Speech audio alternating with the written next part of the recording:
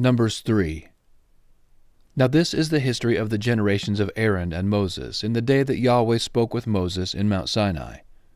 These are the names of the sons of Aaron: Nadab the firstborn, and Abihu, Eleazar, and Ithamar. These are the names of the sons of Aaron, the priests who were anointed, whom he consecrated to minister in the priest's office. Nadab and Abihu died before Yahweh when they offered strange fire before Yahweh in the wilderness of Sinai, and they had no children. Eleazar and Ithamar ministered in the priest's office in the presence of Aaron their father. Yahweh spoke to Moses, saying, "Bring the tribe of Levi near, and set them before Aaron the priest, that they may minister to him.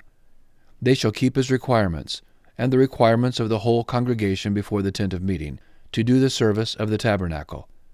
They shall keep all the furnishings of the tent of meeting, and the obligations of the children of Israel, to do the service of the tabernacle. You shall give the Levites to Aaron and to his sons. They are wholly given to him on behalf of the children of Israel. You shall appoint Aaron and his sons, and they shall keep their priesthood, but the stranger who comes near shall be put to death." Yahweh spoke to Moses, saying, "Behold, I have taken the Levites from among the children of Israel, instead of all the firstborn who open the womb among the children of Israel, and the Levites shall be mine, for all the firstborn are mine. On the day that I struck down all the firstborn in the land of Egypt, I made holy to me all the firstborn in Israel, both man and animal. They shall be mine. I am Yahweh." Yahweh spoke to Moses in the wilderness of Sinai, saying, "Count the children of Levi by their fathers' houses, by their families. You shall count every male from a month old and upward." Moses counted them according to Yahweh's word, as he was commanded.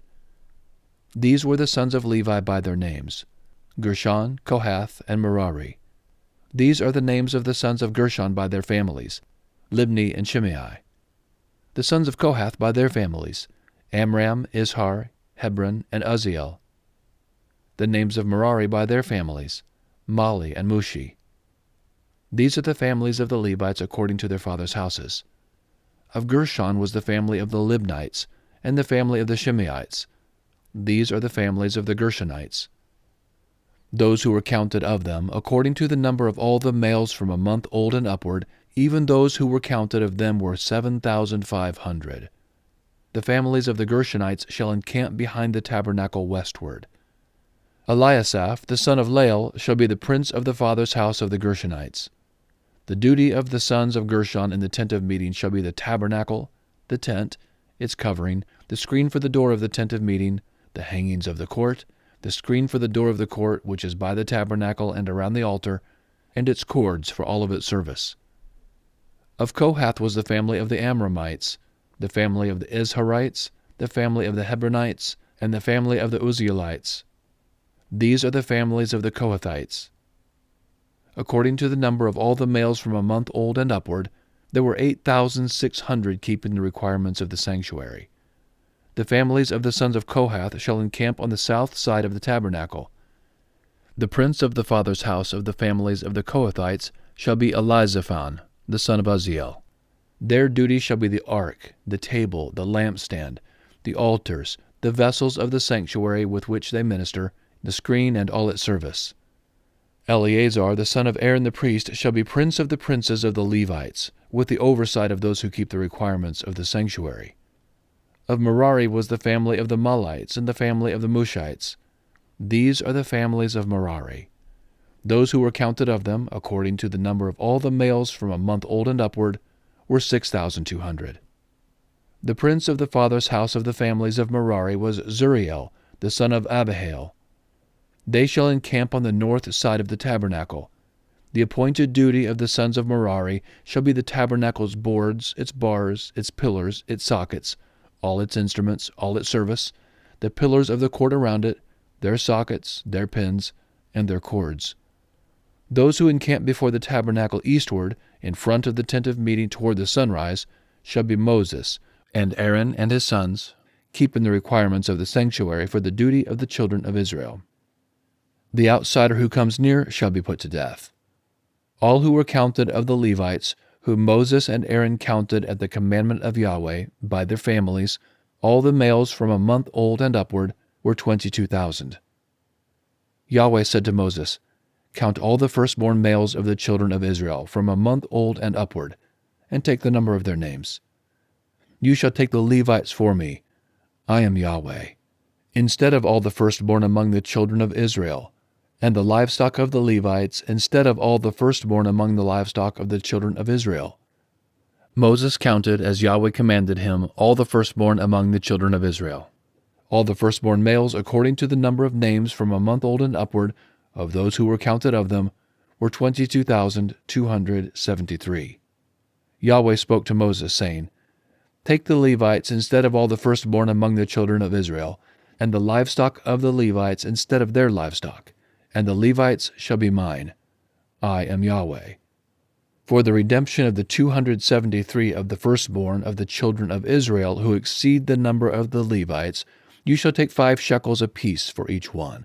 According to the shekel of the sanctuary, you shall take them. The shekel is 20 gerahs. And you shall give the money, with which the remainder is redeemed, to Aaron and to his sons. Moses took the redemption money from those who exceeded the number of those who were redeemed by the Levites. From the firstborn of the children of Israel he took the money, 1,365 shekels, according to the shekel of the sanctuary. And Moses gave the redemption money to Aaron and to his sons, according to Yahweh's word, as Yahweh commanded Moses. Numbers 4. Yahweh spoke to Moses and to Aaron, saying, Take a census of the sons of Kohath, from among the sons of Levi, by their families, by their fathers' houses, from 30 years old and upward even until 50 years old, all who enter into the service to do the work in the tent of meeting. This is the service of the sons of Kohath in the tent of meeting, regarding the most holy things. When the camp moves forward, Aaron shall go in with his sons, and they shall take down the veil of the screen, cover the ark of the testimony with it, put a covering of sealskin on it, spread a blue cloth over it, and put it in its poles. On the table of showbread they shall spread a blue cloth, and put it on the dishes, the spoons, the bowls, and the cups, with which to pour out, and the continual bread shall be on it. They shall spread on them a scarlet cloth, and cover it with a covering of sealskin, and shall put on its poles. They shall take a blue cloth and cover the lampstand of the light, its lamps, its snuffers, its snuff dishes, and all its oil vessels, with which they minister to it. They shall put it and all its vessels within a covering of sealskin, and shall put it on the frame. On the golden altar they shall spread a blue cloth, and cover it with a covering of sealskin, and shall put in its poles. They shall take all the vessels of ministry with which they minister in the sanctuary, and put them in a blue cloth, cover them with a covering of sealskin, and shall put them on the frame. They shall take away the ashes from the altar, and spread a purple cloth on it. They shall put on it all its vessels with which they minister about it, the firepans, the meat hooks, the shovels, and the basins, all the vessels of the altar, and they shall spread on it a covering of sealskin, and put in its poles. When Aaron and his sons have finished covering the sanctuary and all the furniture of the sanctuary, as the camp moves forward, after that the sons of Kohath shall come to carry it, but they shall not touch the sanctuary, lest they die. The sons of Kohath shall carry these things belonging to the tent of meeting. The duty of Eleazar the son of Aaron the priest shall be the oil for the light, the sweet incense, the continual meal offering, and the anointing oil, the requirements of all the tabernacle, and of all that is in it, the sanctuary and its furnishings. Yahweh spoke to Moses and to Aaron, saying, Don't cut off the tribe of the families of the Kohathites from among the Levites, but do this to them, that they may live and not die, when they approach the most holy things. Aaron and his sons shall go in, and appoint every one to his service and to his burden, but they shall not go in to see the sanctuary even for a moment, lest they die. Yahweh spoke to Moses, saying, Take a census of the sons of Gershon also, by their fathers' houses, by their families. You shall count them from 30 years old and upward until 50 years old, all who enter in to wait on the service, to do the work in the tent of meeting. This is the service of the families of the Gershonites, in serving and in bearing burdens. They shall carry the curtains of the tabernacle and the tent of meeting, its covering, the covering of sealskin that is on it, the screen for the door of the tent of meeting, the hangings of the court, the screen for the door of the gate of the court, which is by the tabernacle and around the altar, their cords, and all the instruments of their service, and whatever shall be done with them. They shall serve in there. At the commandment of Aaron and his sons shall be all the service of the sons of the Gershonites, in all their burden and in all their service, and you shall appoint their duty to them in all their responsibilities. This is the service of the families of the sons of the Gershonites in the tent of meeting. Their duty shall be under the hand of Ithamar, the son of Aaron the priest. As for the sons of Merari, you shall count them by their families, by their fathers' houses. You shall count them from 30 years old and upward even to 50 years old, every one who enters on the service to do the work of the tent of meeting. This is the duty of their burden, according to all their service in the tent of meeting, the tabernacle's boards, its bars, its pillars, its sockets, the pillars of the court around it, their sockets, their pins, their cords, with all their instruments, and with all their service. You shall appoint the instruments of the duty of their burden to them by name. This is the service of the families of the sons of Merari, according to all their service in the tent of meeting, under the hand of Ithamar, the son of Aaron the priest. Moses and Aaron and the princes of the congregation counted the sons of the Kohathites by their families, and by their fathers' houses, from 30 years old and upward even to 50 years old, every one who entered into the service for work in the tent of meeting. Those who were counted of them by their families were 2,750. These are those who were counted of the families of the Kohathites, all who served in the tent of meeting, whom Moses and Aaron counted according to the commandment of Yahweh by Moses. Those who were counted of the sons of Gershon, by their families and by their fathers' houses, from 30 years old and upward, even to 50 years old, every one who entered into the service for work in the tent of meeting, even those who were counted of them, by their families, by their fathers' houses, were 2,630. These are those who were counted of the families of the sons of Gershon, all who served in the tent of meeting, whom Moses and Aaron counted according to the commandment of Yahweh. Those who were counted of the families of the sons of Merari, by their families, by their fathers' houses, from 30 years old and upward even to 50 years old, every one who entered into the service for work in the tent of meeting, even those who were counted of them by their families, were 3,200.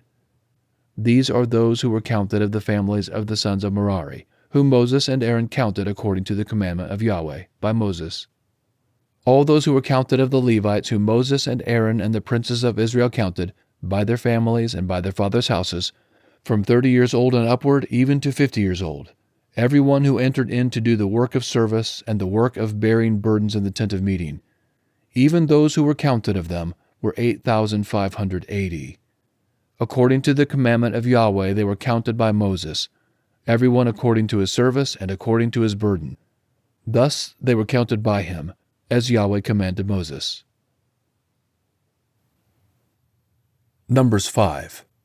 Yahweh spoke to Moses, saying, Command the children of Israel that they put out of the camp every leper, every one who has a discharge, and whoever is unclean by a corpse.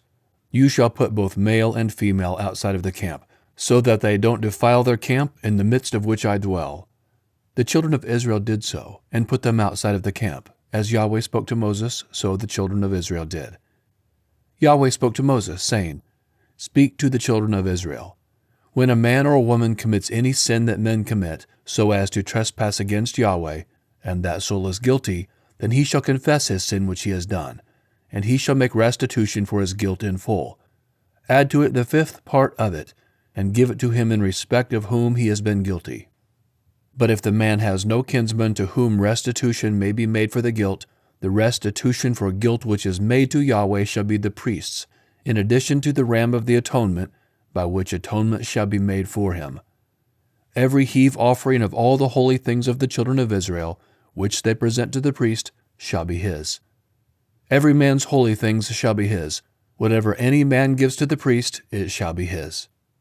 Yahweh spoke to Moses, saying, Speak to the children of Israel, and tell them, If any man's wife goes astray and is unfaithful to him, and a man lies with her carnally, and it is hidden from the eyes of her husband, and this is kept concealed, and she is defiled, there is no witness against her, and she isn't taken in the act, and the spirit of jealousy comes on him, and he is jealous of his wife, and she is defiled.